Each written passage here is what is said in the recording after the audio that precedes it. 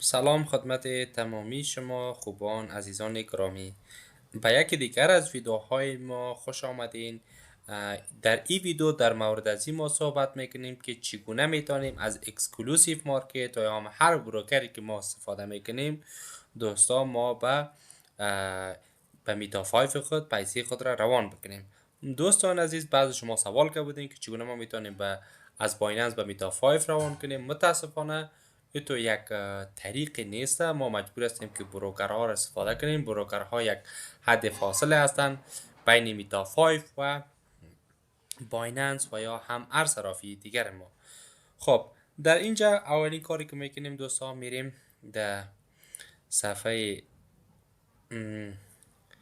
فاوند. در اینجا گزینه فاوند را کلیک میکنیم. بر ما سه گزینه ظاهر میشه. دیپوزیت فاوند است که یعنی ما میخوایم مقدار پیسه خود را در اینجا داخل بکنیم. ویدرال فاوند است، مقداری که ما میخوایم فرضاً اگر بخوایم بکشیم پیسه خود را دوستا از اینجا میتونیم که بکشیم.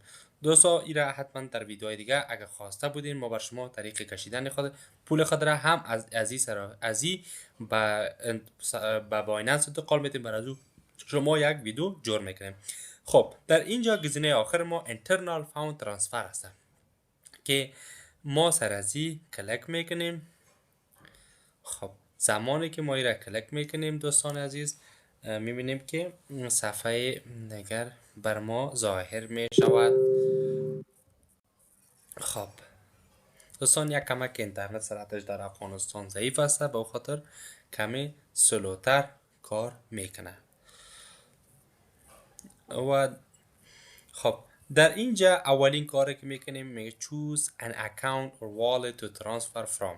اکانتی که ما درش پیسه داریم، یعنی اکانت اکسکلوسیو مارکت خود را اینجا ما چندین اکانت میه، بر ما اکانت اکسکلوسیو مارکت خود انتخاب میکنیم. مقدار پیسه ما اینجا ظاهر میشه. دوستان عزیز پایین میایم، در پایین اینجا اکانتی را انتخاب میکنیم، اکانت میتا 5 خود را، یعنی همان جایی که ما و شما اکانت داریم اینجا ما اکانت میتا 5 خود دوستان عزیز اینجا ما انتخاب میکنیم. خب زمانی که ما این را انتخاب میکنیم دوستان عزیز مطمئن باشیم که باید با اکانتی که در میتا 5 ما هسته باید یکسان باشه. خب در اینجا ما این را انتخاب کردیم. در اینجا مقدار پولی که ما میخوایم از این ترانسفر کنیم به میتا 5 خود نوشته میکنیم و گزینه پروسس تا ترانسفر را کلیک میکنیم. آیا میگم شما مطمئن هستین دوستان عزیز؟ کوشش کنیم که چیز ما صحیح باشه. ما میگیم بله مطمئن هستیم. خب internal transfer completed. خب دوستان یک کمک وقت میگیره. میبینیم که مقدار پول ما از اینجا روان شد به میتا 5 خود. دوستان عزیز قابل یادآوری است که ما در اینجا میتونیم که خب میتا 5 را هم اینجا ما در داخل خود از این اکسکلوسیو مارکت هم اگر ما فرضاً بخوایم وصل بکنیم در اینجا هم میتونیم که میتا 5 خود را ببینیم. خب در گزینه تریدینگ پلتفرم کلیک میکنیم دوستا.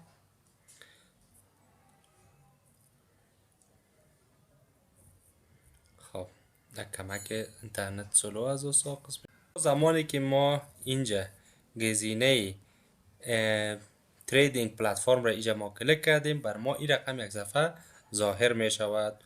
خب در اول گزینه میتا فرم، اگر شما بخواید که میتا 4 استفاده بکنین در اینجا شما این استفاده میکنین، ولی اکثریت ما شما چون میتا 5 استفاده میکنیم پس میایم اینجا. اگر ما بخوایم که برای ویندوز اینجا ما میتا 5 دانلود کنیم این کلیک میکنیم. باشین برای کامپیوترهایی که پی سی هسته غیر از اپل هست مایر دل هست و هر ورژنی که ویندوز داره مایر انتخاب میکنیم. برای اگر ما اپل داریم اینجا سر از کلیک کنیم میتا 5 بر ما دانلود میشه. دوستا حتما این در پی سی هسته، اینجا لایف هسته، یعنی که اگر بخوایم در خود از این صفحه هم ما اکانت میتا 5 خاطر باز بکنیم میتونیم. آی او اس هسته، این در موبایل هسته دوستا یا اندروید هسته.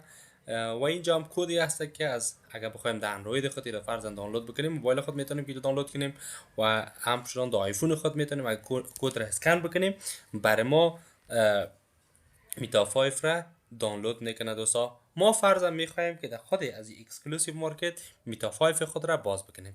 بالای از این کلیک میکنیم دوستا. زمانی که ما اینجا کلیک کردیم یک کم انتظار میکشیم.